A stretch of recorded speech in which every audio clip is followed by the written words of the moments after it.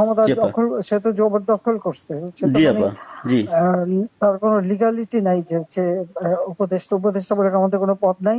জি আপা, যেভাবে সে ক্ষমতায় গেছে, এটা তো মানে মানুষ খুন করে জি মেরে আপা, একটা সিচুয়েশন তৈরি করে তারপরে তো সে ক্ষমতায় গেল। জি জি আপা, জি জি। না তার আমরা উত্তর এগুলা, ছিল তো আমাকেই মেরে ফেলা।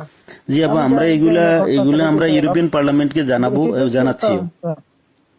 আর তাছাড়া আমি তো পদত্যাগ করি নাই।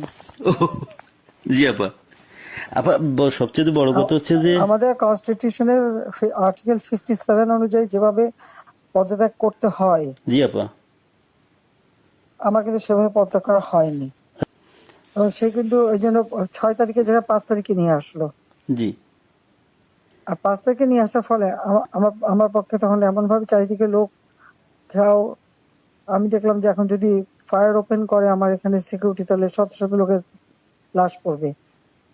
জি আপা, জি তাদের, হ্যাঁ সেটা। এত লাশ লাশ ফেলে আমি ক্ষমতা থাকতে চাই না। কিন্তু যখন আমার একটা সিচুয়েশন হয়ে গেল যে আমার সিকিউরিটি যাওয়া থ্রু এগুলো বাধ্য হয়ে তখন আমাকে সরে যেতে হলো গণভবন থেকে। যার ফলে আমার বঙ্গভবনে যে মহামান্য রাষ্ট্রপতির কাছে আমার পদত্যাগপত্র জমা আমি দেইনি। জি আপা, কাজে আমার কিন্তু পদত্যাগ হয়নি। আমি কিন্তু এখনো বাংলাদেশের constitutional prime minister. Elected prime minister. জি আপা। আমি আসলে দেশে কাউকে, দেশে এমনি কিছু পাবলিশ করতে দেয় না, কিন্তু এমনি তো জি আপা, ফেসবুকে বা এসে বেশ কিছু ডকুমেন্ট ওরা নিজেও দিচ্ছে যে কিভাবে মানুষ মারছে, জি খুন জি আপা, জি করছে, জি এগুলো আপা, তো আছে, জি জি আপা। চুল জীবন থেকে নিয়ে নেওয়া যেতে পারে। আমি আপা আর ওই যে, বেলজিয়ামে তো থাকার কথা। জি আপা, জি আপা। আমি আপা ওই যে এর মানে এখানে যে ইন্ডিয়ান অ্যাম্বাসেডার আছে। আমাদের ডক্টর মাসুদ আছে নিউ ইয়র্কে। জি আপা। আমি আপা ওনাদের সাথে আমার যোগাযোগ নাই আসলে আপা। আমি এখানে মেইন স্ট্রিমে পলিটিক্সে ছিলাম। আর তাছাড়া আমি আমি আপনাকে বলি, আমি 1988 সালে আপনার সাথে দেখা হয়েছিল লাস্ট। তখন আমাদের ওই যে আমার বাড়ি আপা ওই যে নোয়াখালী সোনাইমুড়িতে, আমি সোনাইমুড়ি থানা ছাত্রলীগের সেক্রেটারি ছিলাম। তখন আমাদের গোলাম সারোয়ার এমএ যে আমার মামা হয়, উনি আমাদেরকে আপনার কাছে নিয়ে গেছিল। আচ্ছা আচ্ছা। এ, এ, তো এরপরে আপা আমি পড়ালেখার জন্য ইউরোপে চলে আসি। চিটাগং ইউনিভার্সিটিতে আমি পড়ালেখা করে তারপরে ইউরোপে চলে আসি। তো আসার পরে আপা আমি বেসিক্যালি বেলজিয়ামে মেইন স্ট্রিম পলিটিক্সের সাথে জড়িত ছিলাম। কিন্তু লাস্ট ইলেকশনের সময় আপা আমরা অনেক কাজ করছি। আমি আমার অর্গানাইজেশন, আমার একটা এনজিও আছে এখানে, একবারে ফুল প্লেজেন্ট আপনার লবি ফার্ম। আমরা প্রায় গত ইলেকশনের আগে, এই ইলেকশনের আগে আমরা প্রায় 180 জন এমপির কাছে আমরা চিঠি দিয়েছি যে কেন মানে বাংলাদেশ আওয়ামী লীগ গভর্নমেন্ট বাংলাদেশের প্রয়োজন। কিন্তু এবছর আমরা তারপরও কাজ করছি, কিন্তু পুরোপুরি কাজ করতে পারিনি। আর আসলে কারোর সাথে তেমন কেউ আমাদেরকে, ইভেন আমাদের যে এখানে প্রেজেন্ট অ্যাম্বাসেডর, আমি ওনাকে অনেকবার কথা বলার চেষ্টা করছি, উনি কখনোই আমাদেরকে অ্যাপয়েন্টমেন্ট দিত না। কারণ আমি তো ওইখানে আবার আমি সারাদিন ইউরোপিয়ান পার্লামেন্টেই থাকি। এবং আমি ভিতরেই, তাহলে কেন দেবে না? কারণ আমাদের ইউরোপ পার্লামেন্ট আমাদের খুব দরকার।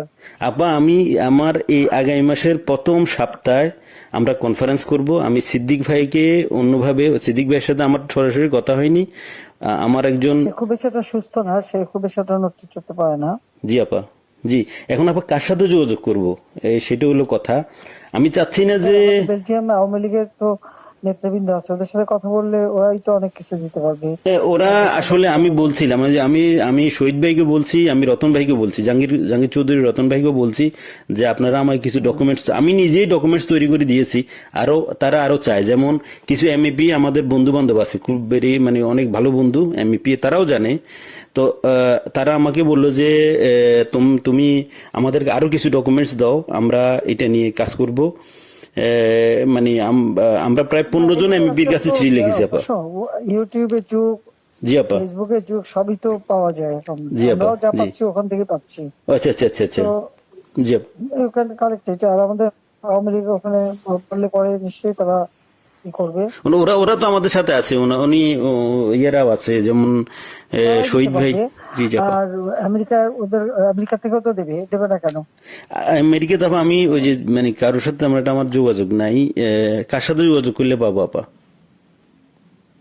সিদ্দিক সাহেবও তো আছেন, তার সাথে ওনারা ওই যে যোগাযোগ কয়দিন নিশ্চয়ই মনে আছে। হয় কয়দিন ব্যস্ত মানে ছিল। এমদাদ আছে, সিদ্দিক সাহেব আছে, তারপরে আমাদের মোহাম্মদ আলী সিদ্দিক আছে, আমাদের যারা আওয়ামী লীগের নেতৃবৃন্দ যে কোনো একজনের পারলে তো ওখানে পাওয়া যাবে।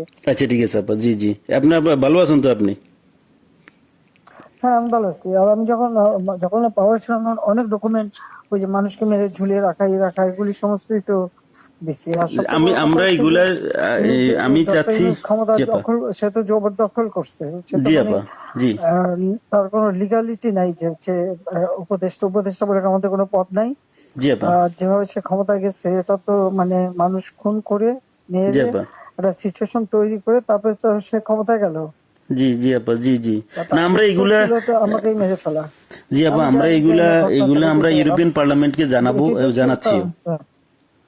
আর তাছাড়া আমি তো পদত্যাগ করি নাই। জি আপা। আপা সবচেয়ে বড় কথা হচ্ছে যে, আমাদের কনস্টিটিউশনের আর্টিকেল 57 অনুযায়ী যেভাবে পদত্যাগ করতে হয় জি আপা। আমার কিন্তু সেভাবে পদত্যাগ করা হয়নি। আচ্ছা আপা তার কারণ এই হচ্ছে ইউনূস সাহেব এই জি স্যার। আন্দোলনের পিছনে থাকার একটা বড় কারণ হচ্ছে যে তার যে দুর্নীতি, জি আপা। মানি লন্ডারিং, জি জি আপা। ট্যাক্স ফাঁকি দেওয়া, জি লেবারদের অর্থ আত্মসাৎ করা, জি আবার লেবার লিডারদের ঘুষ দেওয়া, জি আপা। এই সব কিছু মিলেই কিন্তু সে একটা সিচুয়েশন তৈরি করতে যাচ্ছে। আর তার সাথে তারা কিন্তু কিছু দেশ সবসময় সাপোর্ট করে, ওই দেশে কাজে লাগে। তার তার একটা ভার্ডিক্ট ছিল জি আপা। মামলার 6 তারিখে জি আপা। আগস্ট, জি আপা। ওটা যাতে না হতে পারে সেজন্য সে 5 তারিখে আগায় নিয়ে আসে। আর 5 তারিখে আনার ফলে যেটা হলো, আমরা যখন মানুষ